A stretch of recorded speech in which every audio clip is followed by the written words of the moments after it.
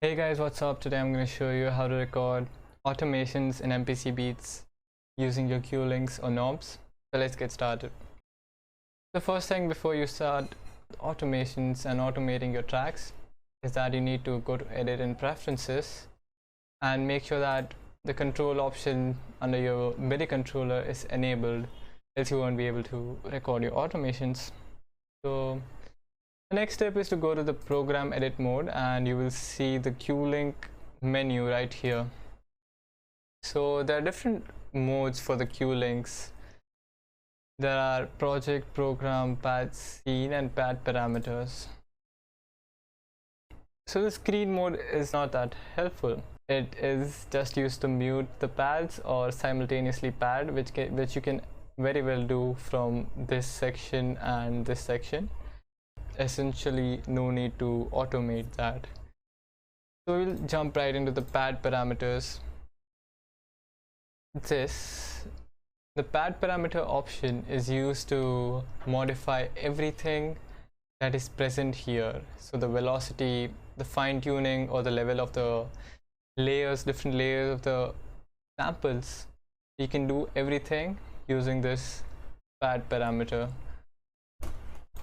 So if you go here, there are different options. You can have an automation of mixer, you can have level, or you can have the sound panning from left to right as you go, and you can mute the pads or solo the pads. This program editor has all the stuff that I said earlier, like the filter or layer ones, semi-tunes, fine tuning levels, etc. So let's see how you can modify your samples using the pad parameter cue link mode. So right now I have set it to the tuning option, tuning parameter, and if I press the kick and if I want to pitch the kick up 2 or 3 cents, I can do that. You can apply any of these parameters to these knobs, but the easier way to do this would be using this interface, because that would be a one-time edit and you won't need to map the knobs to each and every parameter.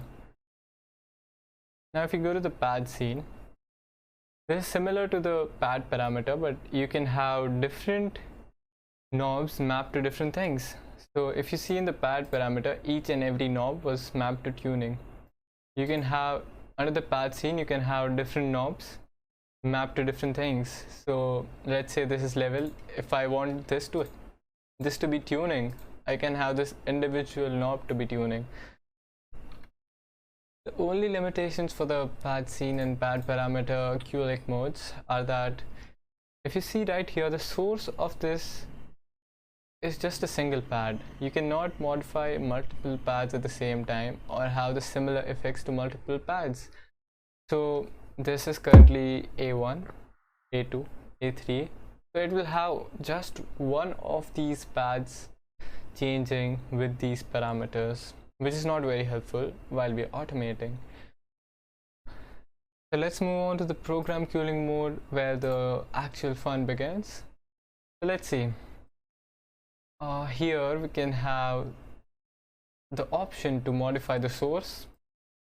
Right now it's A2, but if you want the automations on the entire kit, we can have that, or we can have individual automations as well. But let's say if you want your filter or automation to go to the entire kit, let's do it. It also gives us the feature to automate the VST plugins that you have added to this track. So I have an equalizer on insert 2 and have a reverb on insert 3, so I can add that. So let's see if I choose the dry wet value. Right now it's set to 0. This is the reverb I have right now, and to record your automations you need to make sure that this R right here, if you click on it, it will change to a W. You need to make sure that this is in W to record your automations. You don't need to press record while you're automating. You can just press play and it will record your automation. So let's see how a reverb automation works out.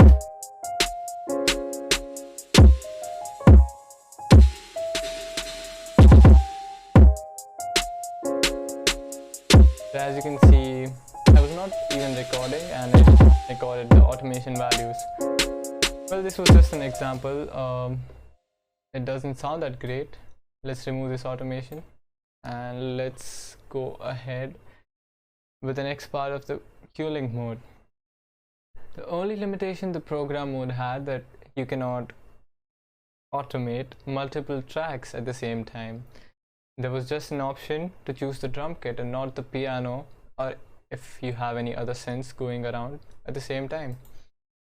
So let's say if you are in project mode, you get the option to choose from MIDI tracks, audio tracks, or program, or any of these options that you want. You can even automate submixes. So let's select the piano plugin that we have and we'll select, let's just add another plugin over the piano. We'll add Supermassive, Valhalla Supermassive, and we'll set the initial mix to 0. And yeah, we'll select it again and select the mix percentage. Let's and again you have to make sure that this, you change it to a W. So if you play again,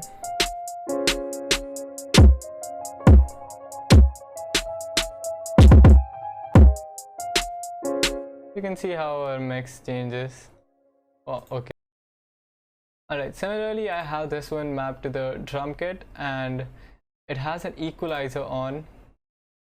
Let's see. This is the equalizer of the drum kit and this has the low pass frequency of the equalizer. So if I play again and change the low pass frequency,